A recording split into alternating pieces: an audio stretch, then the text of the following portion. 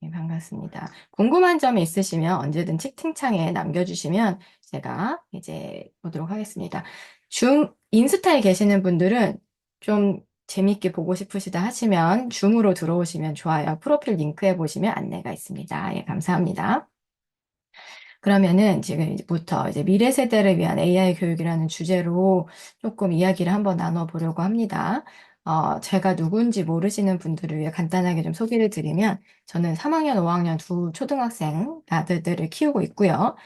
지금 동국대학교 경영대학원에서 겸임교수로 챗GPT를 가르치고 있습니다. 예, 가르치고 있고, 챗GPT를 어떻게 하면 비즈니스에 이제 실무에 활용할 수 있을까? 어떻게 하면 나의 생산성을 높이는데 얘를 쓸 수 있을까라는 주제로 이 생성 AI들을 어떻게 하면은 잘 쓸까 그런 부분들에 대해서 가르치고 있습니다. 그리고 이제 가끔씩 외부 강의 같은 것도 나가기도 하고 저는 아이를 키우기 육아를 하기 전에 연구원에 있었어요. 연구소에 있어가지고 연구직에 있었는데 음, 제가 생성 AI가 이제 일을 하는 걸 보면서 옛날에 2년 전에도 그런 강의를 했습니다. 아, 내가 연구소를 그만두길 정말 잘했구나. 왜냐면은 연구소는 정말 뭐라고 해야 되지?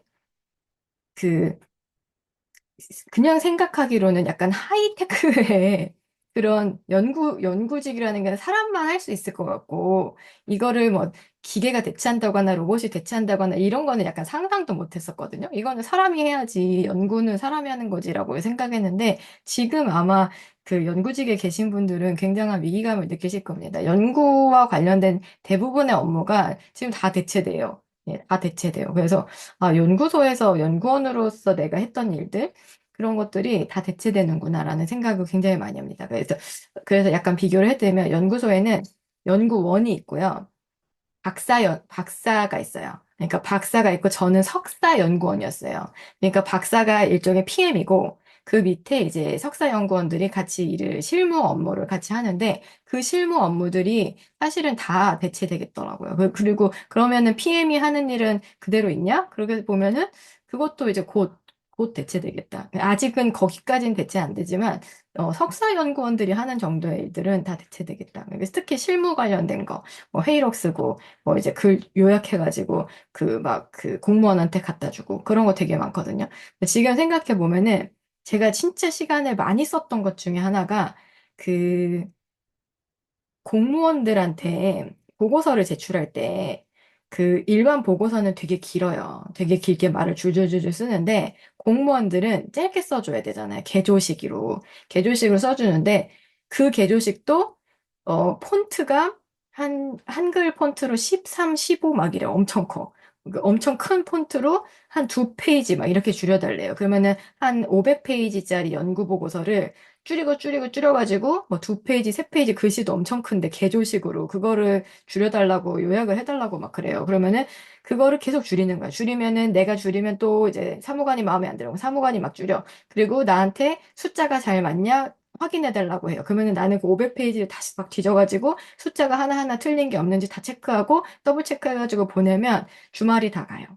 한 이틀 걸려. 그거 하는데. 그래서, 진짜, 이거를 왜 이렇게 보고를 위한 보고가 엄청 많아요. 그러니까 국책연구소는 공무원들이랑 일을 하는 데여가지고 그런 게 엄청 많은데, 뭐 어쩔 수 없지 뭐 이렇게 생각했었는데, 그런 거 지금 챗GPT가 너무 잘하죠. 네, 너무 잘해가지고 그런 것들을 우리는 다 대체된다. 그래서 굉장히 많은 사무 업무들이 대체되고 있다. 그래서 오늘 우리가 이제 살펴볼 얘기는 생성 AI를 왜 공부하나? 그리고 이거를 어, 어른들도 공부를 해야 되지만 아이들도 저는 공부를 해야 된다고 결론을 내렸습니다. 이 결론을 내렸다는 의미는 무슨 뜻이냐면은 사실 고민이 좀 있었어요. 왜냐면은 어린애들한테 AI 교육을 시키면 막 숙제도 막 AI로 해가지고 챗GPT한테 해가지고 공부 안 하고 막 영어 이거 AI가 잘하는데 뭐 하러 하겠어요? 막 이러면서 애들이 공부 의지를 잃는다던가 약간 이럴까 봐.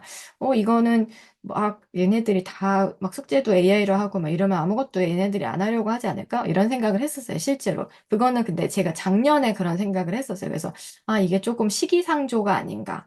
왜냐면 코딩 교육 같은 것도 이거를 과연 어린아이들한테 가르쳐야 하는가 하는 부분에서도 굉장한 오랜 고민이 있었잖아요. 그래서 그런 거랑 비슷하게 이 AI도 내가 공부하고 써먹는 건 너무 좋은데 어린 애들이 이걸 하면은 과연 도움이 될까라는 것에 대해서 굉장히 의구심이 있었는데 실제로 제가 2년 가까이 이제 써보면서 내린 결론은 이게 한 번에 짠 하고 되지 않아요. AI라고 하는 게. 그래서 내가 원하는 정도의 수준의 결과물을 얻으려면 고치고 고치고 또 고치고 또 고치고 이런 과정들을 거쳐야 돼요. 결과적으로. 그래서 오히려 아이들이 이걸 끈기 있게 결과물을 수정해 나가는 걸 배워야 되는구나. 그냥 마치 AI에 대해서 잘 모르면 그림 같은 거 지금 제가 여기 보여드리는 이미지들 제가 어, 그 미드저니 같은 걸로 뽑은 거거든요. 이렇게 뽑았는데 이렇게 뽑혀진 그림들이 그냥 한 번에 짠하고 그냥 뭐 AI와 관련된 이미지 뽑아줘 이러면은 바로 나오는 게 아니라는 거예요. 그래서 이런 것들을 어떻게 하면 더 잘 뽑을까?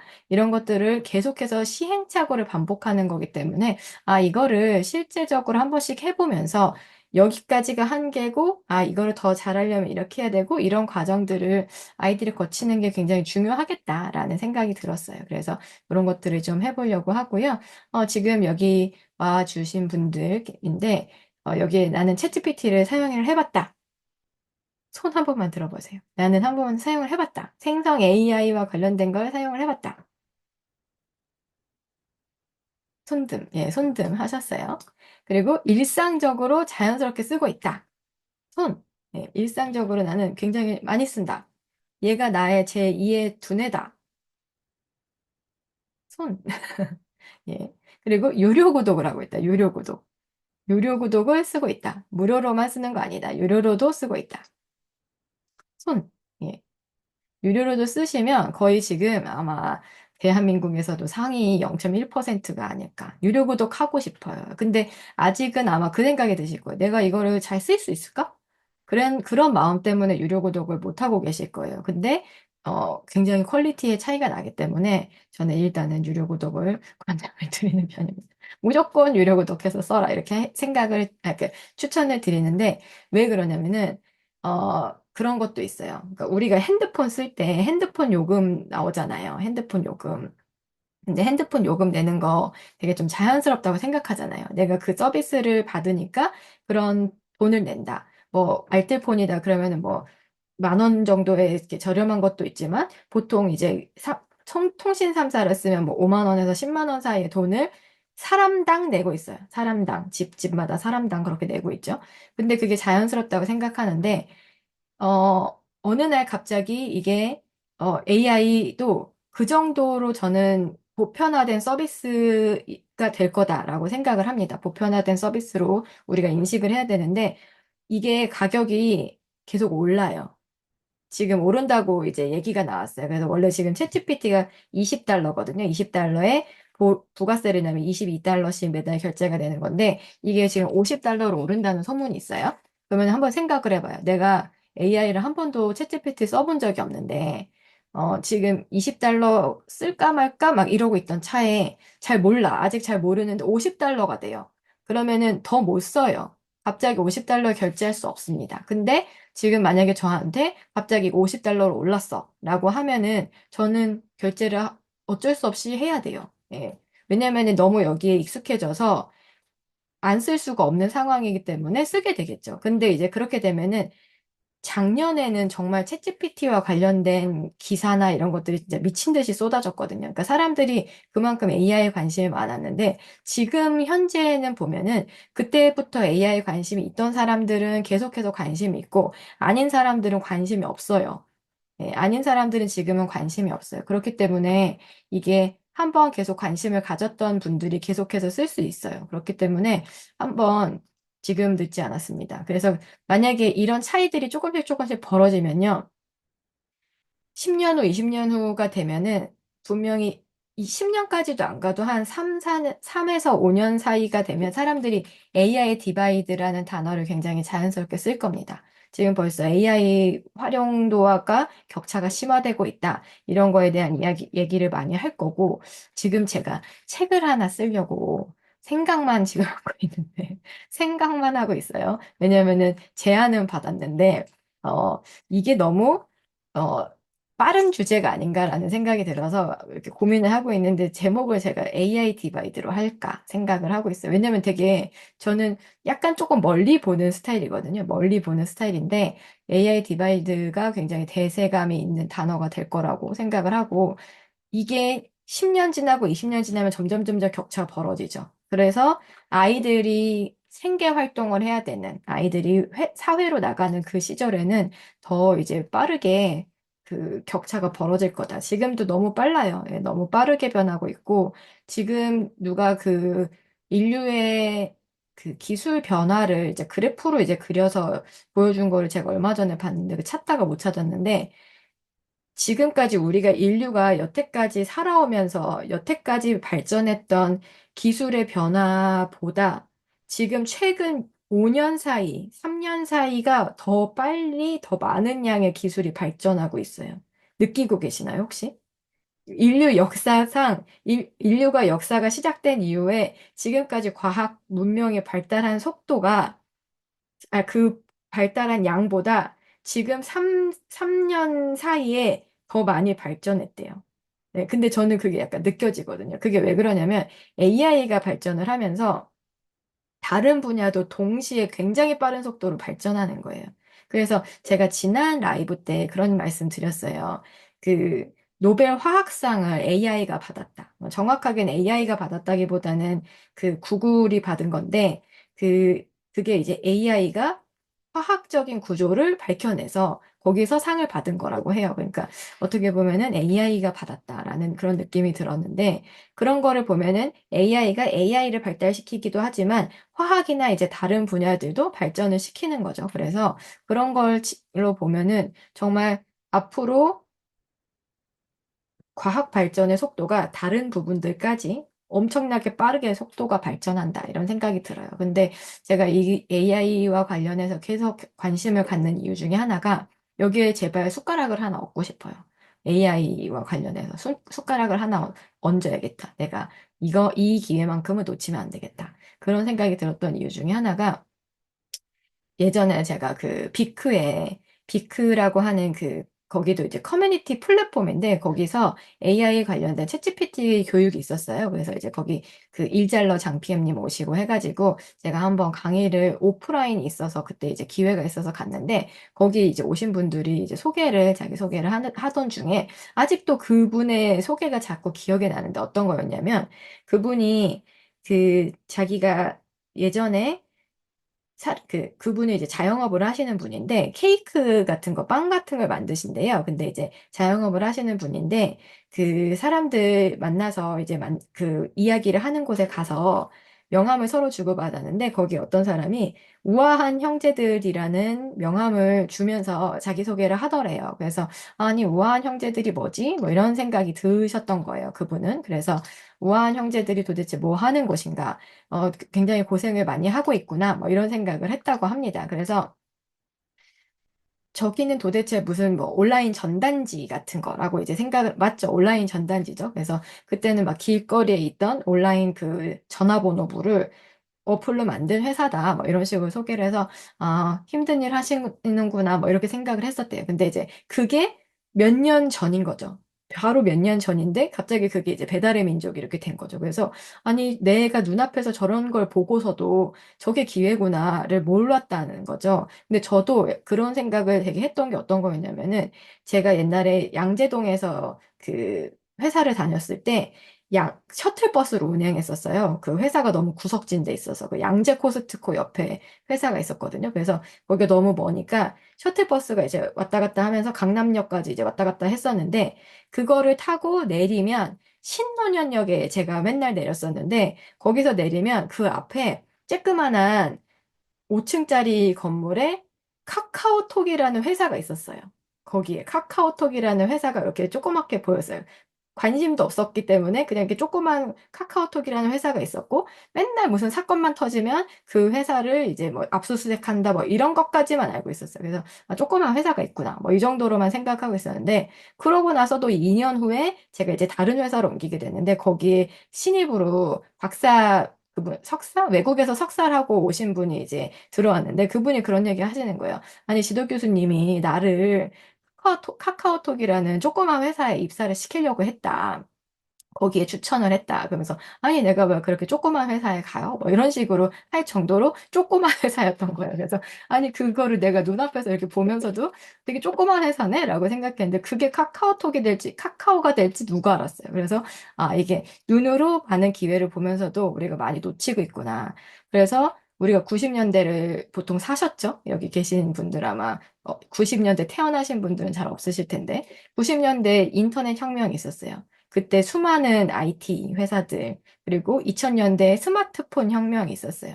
저는 이때 스마트폰 관련 연구만 했지, 이걸로 어떻게 돈을 벌어야겠다, 이런 생각을 못 했었고, 당시에 아이폰 처음 나왔을 때, 국내에 출시됐을 때, 애니팡을 그렇게 했던 기억만 납니다. 그래서 애니팡 회사가 하루에 뭐 100억을 번다는 둥, 뭐 이런 얘기가 있었는데, 그런 얘기를 들으면서도 나는 스마트폰 게임 어플 만들 줄 모르는데, 그걸로 어떻게 돈을 벌어? 뭐 스마트폰으로 뭐 이제 메모 어플 같은 것만 만들어도 굉장히 이제 돈을 많이 번 사람들이 있었는데 못 만드니까 그거에 대한 기술이 없으니까요. 그거는 소수의 천재들이 기회를 가져가는 거지 나랑은 상관없을 거라고 생각하고 있었어요. 근데 지금은 생각이 굉장히 달라졌습니다. 그래서 그런 것들이 배우기 어렵죠. 그 웹이나 어플이나 이런 거 만드는 기술이라는 게 배우기 어려워요. 굉장히 허들이 높아요. 근데 이제 생성 AI가 나타난 이후부터는 아주 기초적인 것들은 굉장히 쉽게 만들 수 있어요. 그러니까 이 생성 AI는 우리가 그냥 AI 기술이라고 하면 굉장히 좀 어려운 기술이 맞지만 생성 AI를 활용하는 방법은 굉장히 쉬워요. 그러니까 초등학생들한테도 가르칠 수 있는 거예요. 제가 애들한테도 가르쳐 봤거든요. 가르쳐 봤는데 굉장히 잘 따라하고 그렇습니다. 그래서 여러분들이 생각하시기에 AI 기술을 배우는 게 아니에요, 우리는. 생성 AI를 활용하는 방법을 배우는 거예요. 그래서 다른 모든 기술들이 다 쉬워지는 그런 시대다. 그래서 AI가 나의 직업을 대체할까요? 그렇지 않는다. 그러면 뭐가 나를 대체하냐? AI를 활용하는 사람이 나를 대체한다. 이 AI가 처음에 너무 충격적이었던 거, 이 생성 AI가 충격적이었던 거는 요즘 틱톡에도 그런 글이 뜨더라고요. 옛날 사람들이 생각했던 로봇과 AI는 몸을 쓰는 거였어요. 기계들. 막 무거운 거 들고 위험한 곳에 가는 그런 로봇들이 인간의 노동력을 대체할 것이다 라고 생각했는데 지금 보니까 인간의 창의력, 인간의, 어, 인간적인 것들이라고 생각했던 것들, 글 쓰는 거, 뭐 그림 그리는 거, 음악 하는 거, 이런 것들을 대체하고 있습니다. 그래서 굉장히 충격적이다. 사람들이 생각하기에 충격적이라고 생각하는 부분이 그거였어요. 사람들의 노동, 이 무거운 걸 드는 거를 제가 대체해 주겠지, 로봇이 대신해 주겠지라고 생각했는데, 그게 아니라 가장 창의적이라고 생각했던 부분. 창의성은 인간만 오직 할 수 있어 라고 생각했던 부분이 박살이 났죠. 그래서 그 부분이 가장 빠르게 대체되고 있다는 점이 특징적인 거고, 사람들이 충격적이라고 생각하는 거예요. 그래서 이 부분에 대해서 머릿속에 인지를 하고 있지 않으면 여전히 창의 교육이 뭔가에 대해서도 지금 뿌리부터 흔들어야 되거든요. 교육적인 부분에서도. 그래서 창의 교육이 뭔데, 뭐가 도대체 창의력이라는 건데, 라는 거예요. 그래서 아까 제가 여기다가 넣어놨던 그 유발 하라리 영상을 한번 보시면은 창의력이라고 하는 거는 기존에 있던 데이터들의 패턴을 파악해서 분석해서 새롭게 만들어내는 것이 창의력이라고 유발 하라리가 얘기를 하더라고요. 그래서 그거를 이제 보면은 패턴을 파악하고 데이터가 있으면 패턴을 파악하고 그거에 변주를 주는 것. 그게 만약에 창의력이라면 AI가 제일 잘해요. 예, 기존에 있던 모든 정보들을 다 분석하고 패턴 파악하고 새로운 걸 만들어내는 것. 그게 생성 AI가 하는 일이거든요. 그래서 글쓰기, 그림 그리기, 작곡하기, 코딩하기, 추론하기 이런 걸 굉장히 잘합니다. 그래서 이런 창의적이라고 생각했던 것들, 인간 고유의 영역이라고 생각했던 것들은 지금은 없다. 그리고 이제 유발 하레레가 한 얘기 중에 하나는 AI가 직업을 대체할 건데 도대체 어떤 직업부터 대체할 거냐라는 거에 대한 정리를 해주는데요. 일단 첫 번째는 돈이 많이 흐르는 산업. 그러니까 돈이 별로 없는 산업은 굳이 대체하지 않는다는 거예요. 그러니까 의료계, 변호사들, 이런 사람들은 돈을 많이 벌죠. 그런 쪽은 빨리빨리 AI가 대체하고 싶은 거예요. 왜냐면 대체했을 때 많은 비용이 절약되니까. 예, 그래서 돈이 많이 흐르는 산업부터 순서대로 대체가 될 거다. 그리고 데이터를 분석하는 업무. 그래서 데이터를 단순하게 분석하는 업무들. 그래서 제가 연구소를 그만두고 참 그렇다라고 생각했던 게 그때는 어, 되게 좋은 직장이거든요. 연구소가 좋은 직장인데 데이터를 분석하는 업무가 저의 주 업무였었어요. 지금 생각해보면. 데이터 분석하는 거. 그리고 그 결과를 읽어서 글 쓰는 거, 요약하는 거. 이런 게 저의 주요 업무들이었는데 데이터를 단순하게 분석하는 업무는 빠르게 대체된다.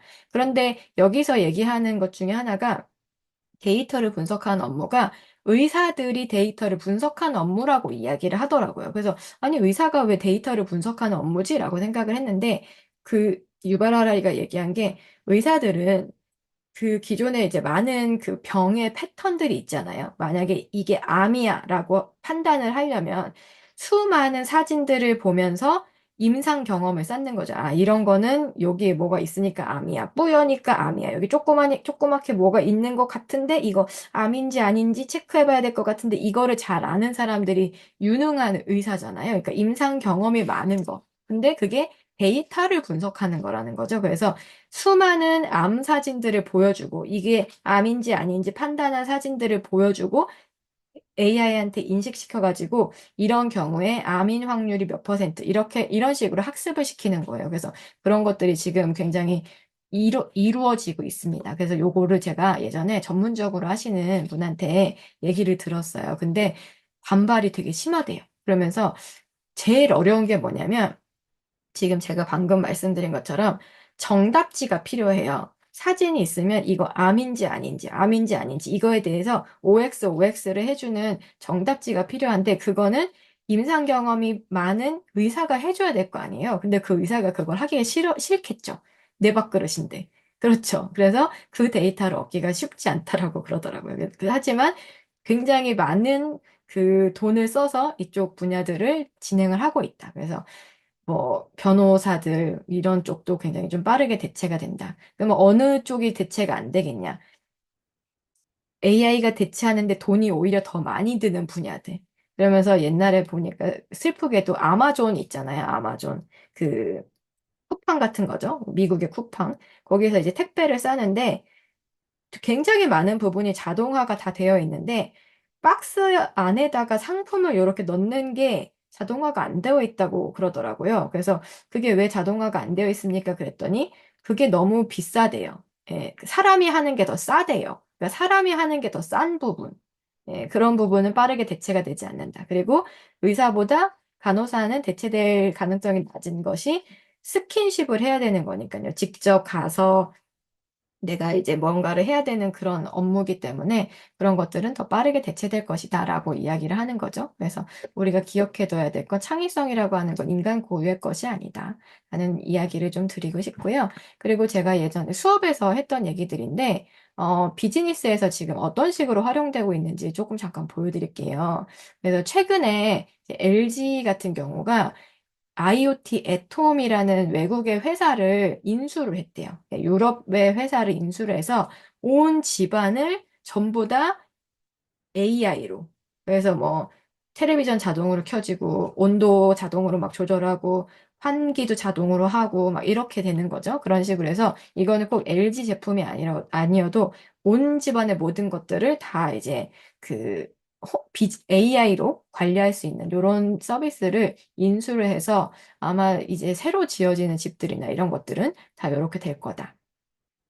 두 번째로 보여드릴 거는 디자인 업계인데 디자인에서도 AI를 활용을 해요. 지금 보여드리는 디자인은 이제 나이키 모양으로 구현된 안마의자, 이게 안마의자는 아니고 소파. 네, 소파를 나이키 형태로 이렇게 했죠. 실제로 존재하는 제품은 아니에요. 실제로 존재하는 건 아니고, 아티스트가 이렇게 만든 거죠. 요 아티스트가 요거를 이렇게 만들어가지고, 요 아티스트입니다. 그래서 지금 신발 모양 헬리콥터를 만들기도 하고, 이거 다스베이더 의자 이런 것도 만들기도 하고, 이렇게 좀 우리가 상상으로는 가능하지만 실제로 뭐 사진을 찍는다거나 이러기엔 어려운 이런 이미지들을 이렇게 미드저니 같은 걸 활용해서 이렇게 좀 드라마틱하게 신발 모양으로 뭐 텐트도 만들고 뭐 이건 배인 것 같아요. 이런 걸 만드는 이미지를 이렇게 쓴다. 근데 실제로 요즘에는 그 제가 보면은 네이버 같은 데도 봐도 광고에 그렇게 많아요. 광고에도 보면은 비포 애프터 뭐 저는 40대 뭐 피부에 광이 나요. 이런 사람들 전부 다 AI 이미지잖아요. 그래서 그런 거 너무 많고, 그리고 또 그 과일 같은 거, 그거는 법적인 문제가 되기도 했었는데, 과일을 판매하는데 농부가 이렇게 그 과일을 들고 있어요. 근데 그거가 AI 사진입니다. 그래서 그 되게 황당해요. 그거는 약간 소비자 기만이거든요. 그래서 그거 못하게 한다고 이제 발표가 된 것 같긴 하던데, 한참 동안 과일 같은 거를 판매하는데 그 농부가 이제 들고 있는 그런 이미지 같은 것들, 그런 것들 이렇게 해갖고 상업적으로 그런 식으로 사용하는 것도 있고, 뭐 야한 사진 만들어갖고 올리고 이런 거는 엄청 많고, 그렇죠. 그리고 이런 것도 있고, 그리고 요새 이제 현대 홈쇼핑에서 하는 건데요. 현대 홈쇼핑에서 그 자기네들이 매일 그 홈쇼핑을 하잖아요. 이제 홈쇼핑을 하는데 홈쇼핑 영상이 엄청 길잖아요. 근데 그거를 매번 이제 숏폼으로 잘라서 올리기가 어려운데 이렇게 요즘에는 AI가 자동으로 편집을 해서 가장 하이라이트 부분을 편집해서 이제 업로드 해주는 그런 기능들이 있어요. 그래서 그런 기능들을 활용해서 현대홈 쇼핑에서 사용을 하고 있다. 그래서 여러분들도 만약에 나도 저런 거 해보고 싶다라고 하시면은 요런 서비스가 있어요. 오퍼스 클립이라고 하는 사이트인데요. 요게 국내에서는 굉장히 오랫동안 막혀 있다가 지금 풀렸거든요. 그래서 요거 지금 보시면 어떤 느낌이냐면 롱폼 영상을 이렇게 집어넣으면 거기 안에 있는 대사를 다 읽어요. 대사를 다 말하는 영상이었겠죠? 그래서 이렇게 대사를 다 읽어서 이렇게 뭐 얼굴 트래킹 해가지고 그 얼굴만 이렇게 딱딱딱 잘라서 왔다 갔다 영상 편집하는 건 물론이고 하이라이트 부분이 어딘지 체크해서 그 부분을 뭐 순서를 맨 앞으로 훅을 맨 앞으로 놓는다거나 이런 식의 편집도 가능합니다. 그래서 영어 영상들 이런 식으로 작성하는 것들이 된다. 그래서 외국에 여기 외국도 이제 양산형 쇼츠라는 게 있잖아요. 그런 것들 이런 식으로 만들어지는 겁니다. 그래서 이렇게 자동으로 만들어지는 서비스가 오퍼스 클립이다. 이렇게 만들어지는 게 있습니다. 그런 게 있고 중국이 또 생각보다 굉장히 AI 기술이 발달해 있습니다. 그래서 지금 얘네들 이 중국에서 그 쇼호스트를 AI 쇼호스트를 기업 총수들이 직접 나와가지고 AI 쇼호스트를 했어요. 그래서 그 라이브를 직접 해가지고 했는데 엄청나게 많이 팔렸다고 합니다. 근데 그 중국이 생각보다 이 AI 기술이 굉장히 높아요. 인물들 같은 거 이런 거 하는 거 굉장히 잘하고 있기 때문에 AI 선진국이에요, 중국은. 그래서 이런 것들을 쇼호스트를 AI로 라이브로 구현을 하는 거죠. 근데 녹화를 구현하는 거는 사실 쉽거든요. 그러니까 뭐 돈이 들어서 그렇지 별로 어렵지는 않은데 저렇게 라이브로 구현하는 건 굉장히 놀랍다라는 생각이 들었고 만약에 여러분도 해보고 싶으시다면 헤이젠이라고 하는 서비스가 있습니다. 헤이젠이라고 하는 서비스에서 이거 AI예요. 근데 이게 헤이젠 대표입니다. 헤이젠 대표가 이렇게 말을 하는데 표정, 그다음에 목의 움직임이나 손을 이렇게 움직이는 게 너무 진짜 사람 같죠? 그래서 이런 거를 해보실 수 있다. 그래서 내가 여기다가 나의 이미지를 얘한테 주면 그 카메라에서 바로 녹화한 다음에 해가지고 할 수도 있고, 이렇게 AI 아바타들을 활용을 할 수가 있어요. 그래서 이런 식으로 마케팅에도 쓸 수 있고 영상 제작을 할 수 있다. 근데 제가 알기로 이게 녹화본은 되지만 이 중국처럼 이렇게 라이브가 되진 않거든요. 그래서 이 라이브가 되는 기술은 굉장히 좀 독특하다. 더 이제 하이 레벨인 것 같다는 생각이 들어요. 그래서 저런 게 되는구나 싶었습니다. 그런 게 있고, 또 이제 비즈니스에서 저는 이거는 AI 기술은 아니에요. 정확하게 말하면 AI 기술은 아닌데, AI로 어떻게 하면 돈을 벌지? 라는 생각에 기술이 중요할까? 스토리텔링이 중요할까? 뭐 이런 것들이 중요할까라는 생각이 좀 아이디어가 될 수 있는 내용이어서 조금 말씀을 드리면, 이게 그 아마 아시는 분들은 아실 텐데, 플레이브라고 하는 아이돌 그룹이 있어요. 플레이브라고 하는 아이돌 그룹이 있는데, 얘들은 정확하게는 AI는 아니에요. AI는 아닌데, 모션 캡처 기능입니다. 그래서 모션 캡처 기술을 가진 업체예요. 그래서 예전에 한참 유튜브에서 인기 있었던 이제 아이를 잃은 엄마가 이제 아이를 이제 가상 세계에서 만나는 요 영상인데 요 영상이 굉장히 인기가 있었고 이 회사가 모션 캡처 기술이 좋은 거예요. 그래서 이걸 가지고 있다가 어떻게 하면 이 기술을 쓸까 해서 이거를 아이돌 그룹을 만들었죠. 그래서 이거는 뒤에 사람이 있습니다. 뒤에 사람이 있어서 그 모션을 캡처해서 실제로 이렇게 하는 건데 아직 AI가 동원이 되진 않았지만 어떤 기술이 있을 때 그게 돈을 버는 과정에는 이런 스토리가 포함이 돼야 된다라는 생각이 들어요. 그래서 누가 AI로 돈을 벌까를 가만히 생각해 보면 지금은 엔비디아만 돈을 벌고 있지만 이런 식으로 누군가 굉장히 스토리를 이제 얹었을 때 많은 돈을 벌 수 있지 않을까라는 이제 생각이 들어요. 그런데 이제 이렇게 막 발전하는 이런 AI 시대에 제가 생각하는 최상의 시나리오 그리고 최악의 시나리오가 있습니다. 어, 지금까지는 0.1%의 천재가 나머지 99.9%를 먹여 살린다라는 얘기를 했죠. 지금까지는 그렇게 했는데 그 비율이 점점 바뀔 거라고 생각해요. 그 비율이 바뀌어서 상위 0.00001%의 천재 몇 명만 있으면 된다. 그 사람들이 돈을 다 벌 거고, 일론 머스크가 전 세계에 있는 돈 다 벌든지 할 거고, 나머지는 어떻게 살게 되냐면, 기본소득이라는 개념을 아시죠? 네, 기본소득이라고 하는 거 이제 많이 들어보셨을 텐데, 선진국에서는 이미 많이 시행을 하려고 하는 건데, 어떤 느낌이냐면, 그냥 사람이 태어나면, 그냥 그 나라에서 한 300만 원 정도 주는 거예요. 매달. 매달 한 300만 원씩. 그러면 지금 기준으로 이제 생각을 해보시면, 내가 한 달에 한 300만 원 정도 매달 아무것도 안 해도 생겨요. 그러면 어떨 것 같아요? 좋죠. 예, 좋죠. 300만 원씩 평생 생겨. 엄청 좋죠. 무슨 그 연금 복권 당첨된 것 같은 기분일 거 아니에요. 그래서 그 기본소득이 수준이 더 높아지는 거죠. 그러니까 그 기초 생활 소득 이게 아니라 기본소득은 훨씬 높은 수준이에요. 그래서 그게 한 300만 원 정도 수준이 될 거고, 그렇게 사람들이 되면 저는 이 세계가 인간이 지금까지 꿈꿔온 유토피아일 것이다. 라고 생각을 해요. 네, 유토피아다. 왜냐면은 아무것도 하지 않아도 나 좋아하는 일을 내가 그냥 하면서 먹고 살 수 있는 세계가 되는 거잖아요. 예. 근데 이제 문제가 있어요. 문제가. 아마 이런 세계가 되면 되게 대부분의 사람들은 행복할 것 같아요. 저도 아무런 욕심 없이 그냥 뭐 살면은 너무 행복할 것 같아요. 그냥 300만 원씩 내가 죽을 때까지 계속 나와. 굶어 죽을 걱정이 없어. 그러면 너 하고 싶은 거 그냥 하고 살아. 그러면은 뭘 할까?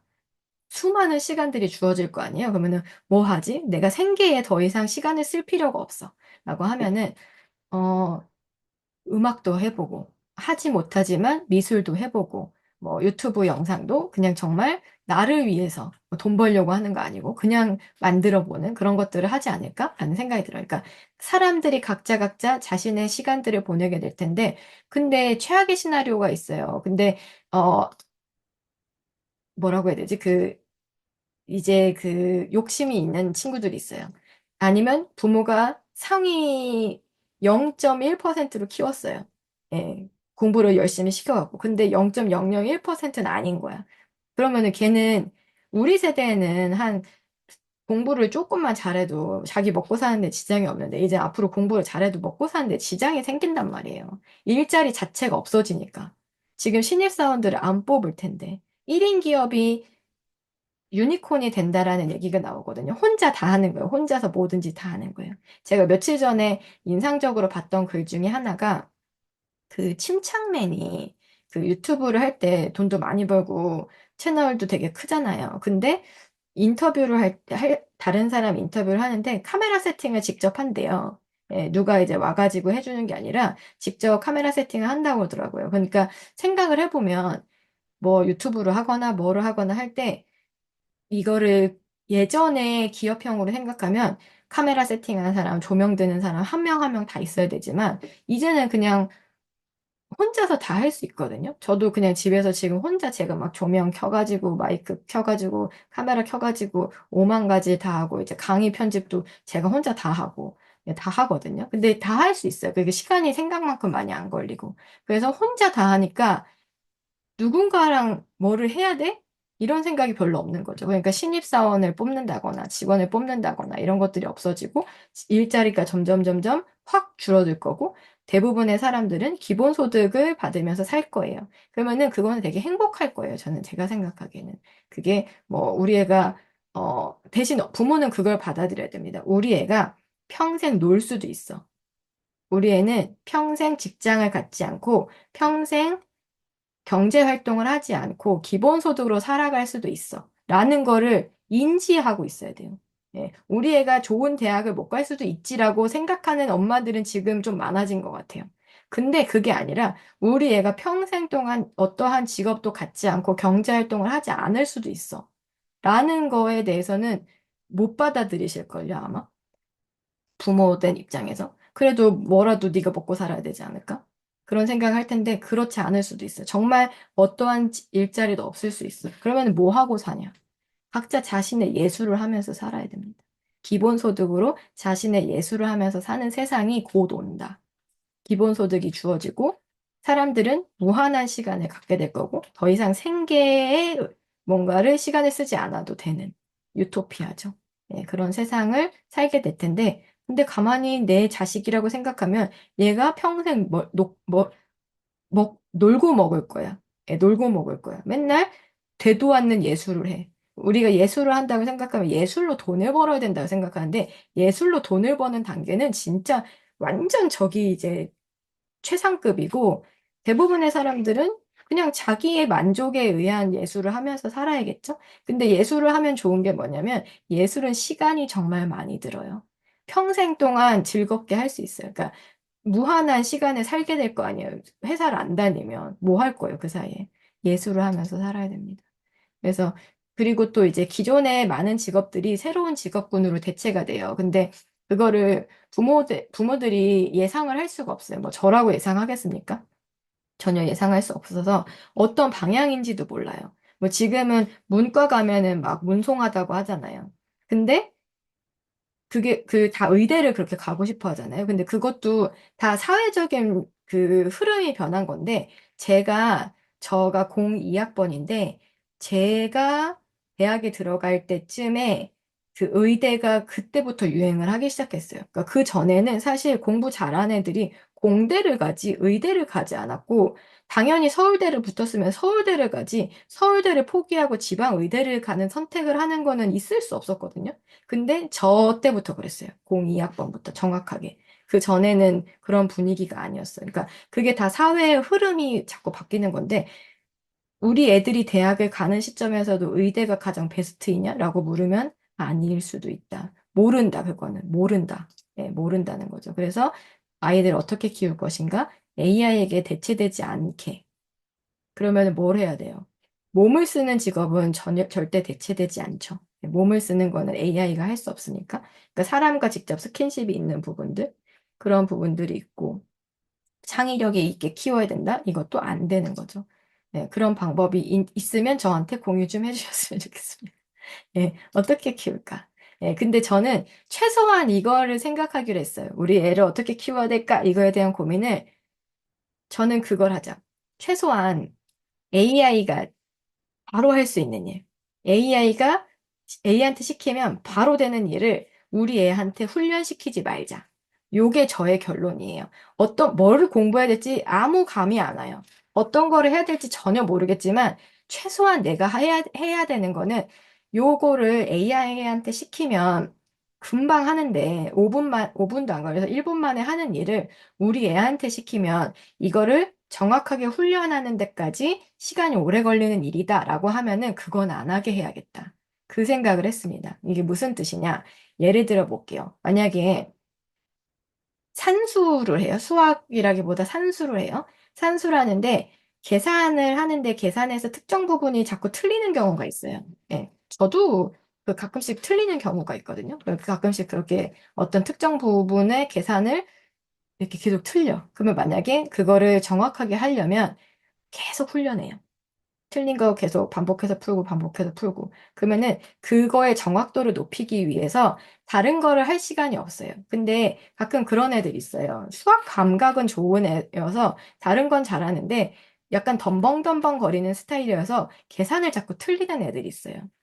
저희 아들이 약간 그러거든요. 계산을 자꾸 틀려. 어려운 문제 잘 푸는데 자꾸 이제 계산해서 틀려. 그러면 옛날 같으면 그런 애들은 딱 잡아가지고 계산을 죽어라 시켜. 구몬 같은 거 막 시켜가지고 절대 계산 틀리지 않게 그렇게 만들어야 돼요.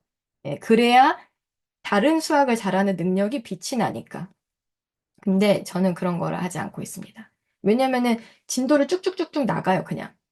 그 앞에 다지는 부분을 많이 안 다져요. 그냥 틀렸냐? 그러면은 아유, 너 이거 다음엔 틀리지 말자. 약간 이 정도라고 넘어가요. 왜냐면은 계산을 정확하게 하는 건 AI가 잘하거든요. 그래서 여기서 굳이 시간을 많이 끌 필요 있나? 학교에서 시험 100점 맞아 오라고.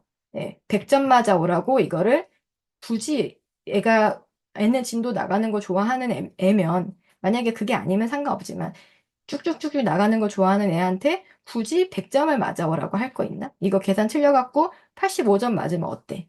예, 저는 약간 그런 마인드로 삽니다. 그래서, 예, 그렇게 살고 있다. 저의 마인드다. 예.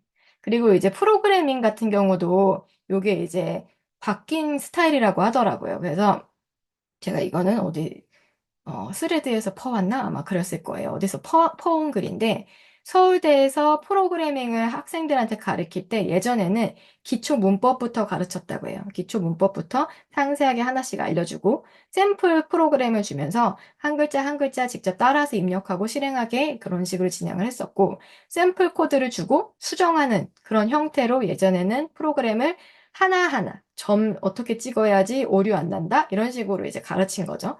그렇게 가르쳤는데 지금은 바뀌었다고 해요. 그 가르치는 방식이. 그래서 일단 가장 기초부터 가르쳐요. 가장 기초. 그러니까 파이썬이면 파이썬 1장, 2장을 가르치는 거예요. 어떻게 파이썬을 구동하는지.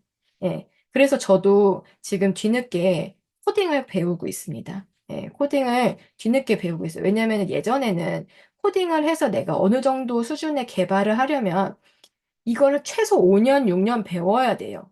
예, 그러니까, 저 천재들이 저 5년, 6년 배워가지고 하는 일을 내가 지금 1년, 2년 해가지고 뭐 부트캠프 뭐 아무리 한다고 한들 되겠습니까? 그게? 안 되죠. 근데 지금은 완전히 다른 거예요. 그래서 지금은 코딩을 배우는 방식이 아주 기초적인 개념들을 배우고 AI하고 코딩을 하는 방법을 배워요.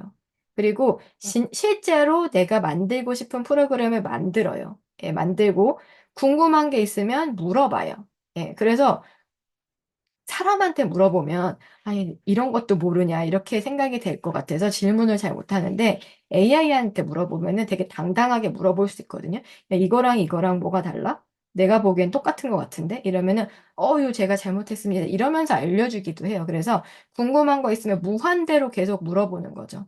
무한대로 물어보고, 그 머릿속에 집어넣고 그리고 그다음에 고쳐달라고 하고 그리고 그러면서 일종의 커뮤니케이션 스킬도 배울 수 있습니다. AI한테 어떻게 얘기해야 더 정확하게 이해할 수 있는지 이런 것도 이제 알 수 있는 거죠. 그래서 이런 것들을 이렇게 코딩을 배우는 방식을 하면 실습 시간을 훨씬 많이 할 수 있다. 점 찍는 거, 그거 틀려서 오류 나는 거 잡아내는 거 이런 거 이제 너무 신경 쓰지 않는다. 그리고 코드를 디버깅하는 연습을 더 제대로 할 수 있다. 그리고 이게 제일 중요한 거죠. 재밌게 배울 수 있다. 그러니까 프로그래밍은 코드를 한 줄 한 줄 쓰고 막 인터넷 찾아서 복사해서 집어넣고 막 이런 게 아니라 내가 상상하는 걸 구현할 수 있는 거다라는 인식이 정확하게 들어가는 거죠. 그래서 지금은 내가 상상하는 그런 내용이 있으면 코딩 같은 거를 직접 해서 구현하는 게 그렇게 어렵진 않아요. 근데 제가 여기서 그러니까 조금 조심스럽게 말씀드리고 싶은 건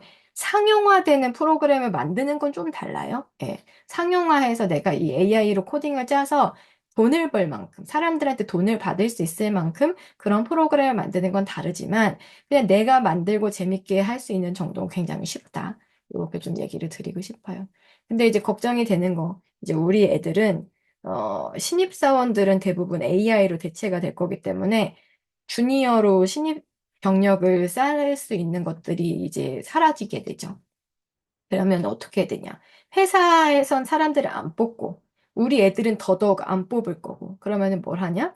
예술가가 되거나 기업가가 돼야 된다라고 생각을 해요. 그래서 우리 아이들을 예술가나 기업가로 키우는 거다. 이렇게 이제 생각이 들어요. 그래서 우리 어른들은 지금 당장 미국은 막 그 막 트위터도 몇만 명씩 자르고 막 이렇게 하는데 우리나라까지는 아직까지는 괜찮다고 저는 생각해요. 어떤 경제적인 쇼크가 오지 않는 이상은 올 수도 있겠지만은 어떻게 될지 모르겠지만은 사실은 그 우리 세대 정도의 사람들은 실무에서 자리를 잡고 있는 이제 시니어로 가고 있는 그런 사람들이기 때문에 지금 당장 잘리거나 하진 않는다. 근데 신입사원을 뽑지는 않는다. 그런 상황이다라고 해요. 근데 애들은 걱정이다. 애들은 걱정입니다. 대기업은 점점 사라질 거고요. 점점 프로젝트 단위의 작은 기업들이 많이 생겨날 거고, 신입사원 채용보다는 AI를 구독하려고 할 겁니다. 월 구독 2,000달러짜리 챗GPT가 나왔어요. 예, 이게 비싸다고 생각을 할 수도 있고, 아닐 수도 있는데, 제가 기업이라면 어리버리한 신입사원을 고용해서 교육시키고, MG 신입사원이잖아요. 말도 잘 안 통하는 그런 것보다는 챗GPT한테 일을 시키는 걸 선택할 것 같기도 합니다. 한 달에 260만 원 정도인데요. 이게 묘하게 한 사람의 신입 직원 월급이랑 비슷한 챗GPT 구독료가 산정이 되고 있어요. CEO라면 이걸 구독하지 않을 이유가 없다. 그래서 누군가의 회사에 잘 들어갈 수 있는 그런 착한 신입사원이 될 수 있는 아이로 키우는 게 아니라 일단 내가 1인 기업을 운영할 수 있는 그런 역량을 가진 아이로 키우자. 그러니까 한 분야의 전문가가 되는 것도 좋지만 관점을 좀 다양하게. 그러니까 스티브 잡스도 보면은 저는 스티브 잡스의 가장 본질적인 부분은 예술적인 부분이라고 생각하거든요. 그 사람이 뭐 비즈니스도 하고 기술도 하고 하지만 예술적인 부분이 굉장히 뛰어난 그런 사람이잖아요. 그래서 그런 여러 가지들을 다 가지고 있는 여러 측면들을 나는 개발하니까 개발만 할 거야가 아니라 예술도 할 수 있어야 되고 마케팅도 할 수 있어야 되고 개발에도 할 수 있고 그리고 이런 것들을 내가 혼자 다 역량을 갖고 있어야 되는 게 아니라 오케스트라의 지휘자처럼 각각의 챗봇들을 만들어서 얘네들을 이제 지휘하는 역할을 할 수 있도록 그러니까 하나의 서비스를 만드는데 다양한 AI들을 활용할 수 있는 그런 능력들을 갖게 되는 거죠. 그래서 AI의 발달은 1인 기업이 유니콘 기업이 되는 그런 것들이 굉장히 빠르게 달성할 거고 금방 기사가 나올 겁니다. AI가 유니콘 1인 기업을 만들었다. 이런 기사가 뭐 5년 내로 나올 거라고 생각을 하고요. 그런데 이제 제가 처음에 말씀드렸던 것처럼 지금의 생성 AI 기술은 AI 기술 자체도 그 의미가 있는데 너도 나도 이 기술을 사용할 수 있다는 게 굉장히 좋은 점이에요. 예, 누구나 사용할 수 있고 굉장히 쉬운 기술이에요. 그러니까 AI라고 하면 굉장히 좀 어려운 기술이면 맞지만 생성 AI를 활용하는 것 자체는 어렵지 않기 때문에 말만 할 수 있으면 된다. 말만 잘하거나 키보드를 잘 치면 우리는 이 고도로 발달된 기술을 누구나 사용할 수 있다는 점에서 이 AI 기술이 혁명이다. 이 기회를 놓치지 마셔라.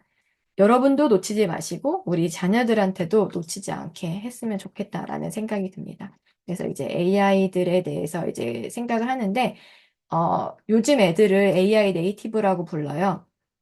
이 AI 네이티브들은 진짜 요즘 애들 똑똑해요. 예, 똑똑해가지고 되게 자연스럽게 생성 AI를 씁니다. 이건 어떻게 쓰는 거고, 이건 어떻게 쓰는 거고, 어른보다 훨씬 더 잘 알아요.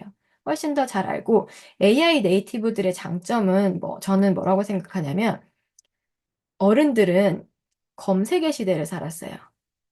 90년대는 인터넷 검색의 시대예요. 그래서 우리가 컴퓨터 입력할 때 키워드를 입력하는 게 익숙하지 대화를 하는 게 익숙하지 않아요. 그래서 어른들한테 가르칠 때는 여러분들 이거 검색이 아니에요. 검색이 아니라 대화를 하셔야 돼요라고 이제 이야기를 하는 것부터가 시작인데 AI 네이티브들은 그거에 대해 인식하고 있어요. 얘네들은 기본적으로 검색의 시대를 뭐 오래 살거나 하지 않았기 때문에 뭔가를 검색하는 것보다 얘랑 대화하는 게 굉장히 익숙한 거죠. 그래서 자기가 원하는 걸 훨씬 더 잘 활용하더라. 그래서 우리 애들은 AI 네이티브입니다. 그래서 이 애들을 어, 검색의 그런 시대에 너무 오랫동안 가둬놓으면 안 되는 거죠. 근데 단점이 있을 수 있다. 너무 어릴 때 AI 교육을 시키면 일단 화면을 너무 많이 봐서 애가 중독될 것 같아. 뭐 이런 걱정. 그리고 딥페이크 문제가 최근에 있었죠. 최근에 이제 학생들 졸업사진을 가지고 이제 뭐 이상한 걸 만드는 딥페이크 같은 걸 악용하는 이거는 이제 AI 리터러시가 부족하기 때문이에요. 뭐가 잘못된 건지 모르는 거죠. 기술이 주어졌을 때 기술은 언제나 칼입니다. 칼. 위험하지만 유용한 거예요. 우리가 요리를 할 때 칼이 위험하죠. 불이 위험하죠. 하지만 유용하죠. 그래서 정확하게 쓰는 방법을 알아야 되는데 이런 거를 그냥 던져주기만 하고 어떻게 쓰는지를 제대로 알려주는 사람이 없으면 악용할 수 있는 거예요. 오, 이거 재밌는데? 우리 애들, 친구들 얼굴 가지고 못된 짓 좀 해볼까? 이런 생각이 들 수 있는 거예요. 그래서 어떤 건 된다, 어떤 건 안 된다. 정확하게 알려줘야 되는 거죠. 그리고 창의성에 제약을 가질 수 있다라고 생각을 할 수도 있는데, 저는 개인적으로 오히려 더 창의성이 늘어났다는 생각이 들어요. 저는 되게 예술적인 감각이 없어서 예술가들을 항상 동경하는 편인데, 이걸 하면서 나도 예술가로 살 수 있구나라고 생각하면서 굉장히 즐거워요. 그래서 그림 같은 것도 이제 막 만들고, 손은 똥손이지만 그림은 이쁘게 만들 수 있는 그런 것들도 있다. 그리고 사고력이 저하된다라는 생각이 있는데, 저는 이 세상, 내가 살고 있는 세상에 그 사고가 이렇게 이제 제약이 있었다면, 그게 자꾸 열리는 느낌이 들거든요. 제가 한 2년간 이걸 공부하면서. 일단 첫 번째는 언어 장벽이 완전히 사라졌어요. 언어와 관련해서. 내가 영어를 잘 못하는 편인데, 영어를 잘 못하지만 뭐 외국 영상을 본다던가, 외국 논문을 본다던가 하는 게 시간적으로 한국어를 이해하는 것과 거의 동일한 시간이 들기 때문에 내가 기존에 갖췄던 그런 나의 능력의 한계들 있잖아요. 그런 것들을 넘어섰고, 그리고 이제 개발이나 이런 거를 어떻게 배우지? 저거 몇 년 걸릴 텐데 했던 것들도 점점 가능성이 열리기 때문에 배우고 싶은 게 점점 많아지더라고요. 그래서 우리 애들도 좀 저같이 막 이 세상에 배울 게 엄청나게 많잖아요. 근데 저거 생각보다 되게 빨리 배울 수 있어. 빨리 배워서 빨리 활용할 수 있어를 좀 알으면 점점 배우고 싶고 재밌는 게 되게 많거든요. 그런 느낌을 가질 수 있으면 좋겠다. 그래서 이제 어린아이들한테 AI 교육이 필요한 이유는 AI가 도구로서 AI를 어떻게 쓸 건지, 그리고 나쁜 곳에 쓰지 않도록. 이게 이제 저작권이나 이런 문제들도 누가 알려줘야 돼요. 사실은 처음에는 이게 뭔지 모르는데 되게 위험한 걸 그냥 확 쥐어줄 수 있는 거거든요. 그래서 그런 것들을 AI 리터러시를 이제 아이들에게 알려줘야 되는 필요성이 있고, 해외 연구에서는 AI가 학습에도 도움이 된다는 연구들이 되게 많이 있습니다. 근데 실제로 해보면 완벽하게 맞춤형 교육이 가능해요. 아이의 그 스텝에 따라서. 학교는 진도라는 걸 나가잖아요. 근데 어떤 애는 빠르고 어떤 애는 느려요. 그리고 어떤 애는 여기가 막히고 어떤 애는 저기가 어렵고 뭐 이런 식으로 되는데 AI는 완벽하게 맞춤형 교육을 할 수 있다. 그래서 완벽한 맞춤형 교육. 그래서 디지털 교과서가 사실 나오면 이런 부분을 해줘야 되는 거죠. 완벽하게 그 아이의 수준과 지금 현재 어디가 어려운지 이런 것들을 잘 알 수 있는 그런 것들이 해야 된다. 그리고 제일 중요하다고 생각되는 게 AI는 뚝딱 결과물이 나오지 않는다. 그렇기 때문에 끈기를 가지고 계속해서 결과물을 만들어내는 과정을 거쳐야 한다. 그래서 여태까지 인류가 경험해보지 못한 새로운 도구예요. 그래서 예전에 기존 검색 같은 경우, 구글 검색 같은 경우 내가 원하는 키워드를 검색해서 원하는 자료들을 찾고 뭐 이런 과정들을 거쳤지만 지금의 AI들은 완전히 새로운 경험이거든요. 그래서 나이가 많건 적건 굉장히 새롭다고 느낄 수 있는 거기 때문에 이런 경험들을 어려서부터 해야 된다라고 생각이 들고 그 네이티브를 만들어줘야 되는 거죠. 이런 것들을 얘는 이렇게 되고 쟤는 여기까지가 한계고 이런 것들을 알고 기술이 점점 빠르게 발전하기 때문에 계속 팔로우업을 해야 된다. 이게 어느 정도 기술 자리 잡은 다음에 그때 배우면 편하겠지라고 생각하시는 분들도 계세요. 좀 있으면 더 배우기 쉬워질 텐데. 맞는 말이에요. 프롬프트 같은 경우도 3.5 시절, 챗GPT 3.5일 때는 더 자세하게 써야 되는데 지금은 그냥 대충 말해도 되게 잘 알아들어서 대충 써도 되거든요. 그러니까 대충 써도 지금 정도면 괜찮아요. 그래서 더 늦기 전에 어, 빨리빨리 내 걸로 가져가셨으면 좋겠다. 어른들도 그렇고 아이들도 같이 엄마가 부모님이 이거를 많이 활용하시는 거 보면 애들도 저거 이렇게 하면 되는 거지라고 이제 금방 알 수 있거든요.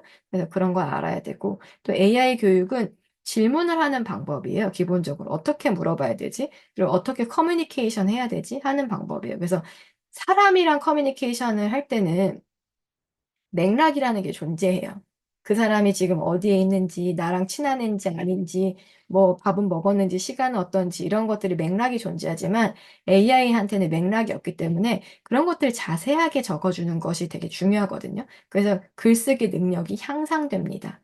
자세하게 말을 안 하면 못 알아들으니까 어떻게든 말을 해줘야 돼요. 그래서 그런 것들을 더 자세하게. 그래서 이제 저희 남편이 맨날 저랑 이야기를 할때 맨날 그거 이렇게 얘기할 때가 있어요. 그러면 말을 하라고. 예, 근데 저는 알아듣죠. 왜냐면은 맨날 그 맥락 안에 있으니까 알아듣는데 그렇게 말하면 안 돼요. 예, 그렇게 말하면 안 되고 AI랑 얘기할 땐 항상 정확하게 커뮤니케이션 해야 된다. 그래서 그런 글쓰기 능력도 굉장히 향상이 됩니다. 그래서 저는 이제 아이들한테 이제 대학에서 어른들한테 가르치는 것도 하고는 있는데 그거는 사실 이제 흥미로운 일이긴 한데 보람이 없어요. 보람이 없어가지고 어, 어, 애들을 좀 가르쳐 보자. 그래서 저희 얘랑 여기 이쪽에 파란색 입은 애, 노란색 입은 애가 저희 애들이고요. 여기는 옆에는 친구 아들들인데 제가 얘네들을 데리고 그 AI를 가지고 동화책을 만들어 봤어요. 동화책을 만들어 봤는데 너무 잘하더라고요. 생각보다 너무 잘해가지고 초등학교 얘네 3학년들인데 너무 잘해서 되게 보람 있다. 이런 생각이 들었어요. 그래서, 제가 얘네들을 좀 가르쳐 봐야겠다. 짹짹이들을 좀 가르쳐야겠다. 걱정을 많이 했었죠. 잘 배울까? 이런 고민을 했었는데, 너무 잘 배우고, 기본적으로 근데 키보드를 칠 수 있어야 되기 때문에, 초등학교 3학년 이상, 예, 그 정도의 아이들에게 가르쳐 보면 재밌겠다. 그리고 중요한 거는, 그리고 중요한 거는 어른들도 배워야 된다. 어른들은 뭘 배우냐? 지금 기술이 어디서 어떻게까지 왔는지, 어떤 기술이 얼만큼 발전했는지, 이런 거 되나? 이런 거 되나? 이런 거에 대해서 이해를 하고 계셔야 된다. 그래서 제가 이 라이브를 계속 진행을 하는 거고, 오늘은 요 강의를 했지만 또 다음 주에는 또 다른 그 업데이트된 AI 뉴스를 가져와서 또 라이브를 진행을 하기도 하는 거고요. 그래서 이런 내용을 그렇게 계속 팔로우업을 해주시면 좋고요. 그리고 또 애들 학원 보낼 때 영어 학원 같은 거 보내잖아요. 요거는 한번 제가 강의를 따로 준비해서 하면 재밌을 것 같은데, 영어 원어민 수업 같은 거, 이제 그 스피킹 수업 같은 거 하는 거 돈 많이 들죠. 예, 돈 많이 드는데 이런 거 AI한테 시키면 되게 잘합니다. 되게 잘해요. 외국어 관련해서는 돈 하나도 안 쓰고 완전 엄청난 교육들을 애들한테 해줄 수 있어요. 되게 재밌게. 그리고 할 수 있고 애들이 뭔가 부모님한테 질문을 했을 때도 수준에 맞춰서 잘 설명해 줄 수가 있어요. 이게 애들을 이해시킨다는 게 생각보다 되게 어려워요. 어려운 내용을 쉽게 설명하는 게 어려운데 이 챗GPT가 그런 수준에 맞춰서 되게 잘 설명을 해주거든요. 그런 것도 도움을 받으실 수 있다. 그래서 제가 준비하고 있는 수업은 이렇습니다. 아직 준비는 안 됐어요. 하고 있어요. 그래서 AI 키즈의 커리큘럼은 크게 기초와 응용 수업이 있습니다. 그래서 프롬프트 엔지니어링 수업이 기본적으로 있고, 요거는 그냥 수업이고요. 그다음에 매월 프로젝트성 수업을 오픈을 할 예정이에요. 그래서 뭐 동화책 만들기라든지 음악 만들기라든지 뭐 티셔츠 만들기라든지 이렇게 해서 AI를 실제로 만들어서 활용을 해서 뭔가를 만들어내는 수업들을 오픈을 하면 재밌겠다. 예, 그래서 아이들이랑 뭐 줌으로 하든지 이런 식으로 진행을 해볼 예정입니다. 그래서 이런 계획들을 제가 가지고 있습니다. 그래서 프롬프트 엔지니어링이라는 게 뭐냐? 프롬프트 결과물을 더 잘 내게 하기 위해서 더 잘 쓰게 하는 노하우들. 근데 저는 요거를 좀 더 나은 질문을 할 수 있게 하는 방법이라고 이야기를 하고 싶어요. 그래서 아이들이 더 좋은 질문을 할 수 있게끔 AI를 잘 이해할 수 있게끔 하는 것. 그래서 도구로서 AI를 어떻게 사용하는지, 그 한계가 뭔지 명확하게 이해하는 거라고 생각을 합니다. 그래서 이제 제가 이제 AI 키즈랩이라고 하는 이름으로 여러 가지 일들을 이제 강의들을 준비를 하고 있고, 궁금하신 분들은 제가 이제 저희 프로필 링크 들어오시면 거기 지금 여기 이제 줌에 들어오신 분들은 상관없고, 어, 여기 라이브에 들어오신 분들은 거기 신청을 해두시면 사이트에 등록을 해놓으시면 이제 강의가 오픈되면 알려드립니다. 그래서 이런 식으로 진행을 할 거다. 앞으로 저의 계획입니다. 그래서 이렇게 돼 있고요. 궁금한 점이 있으시면 질문을 해주시고요.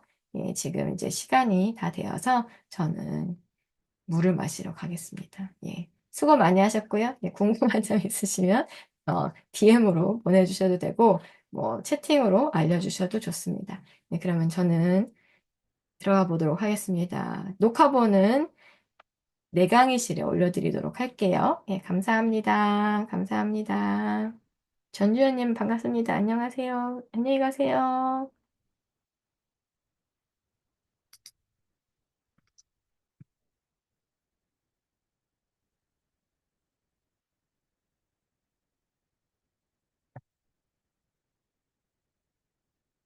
감사합니다. 인정님.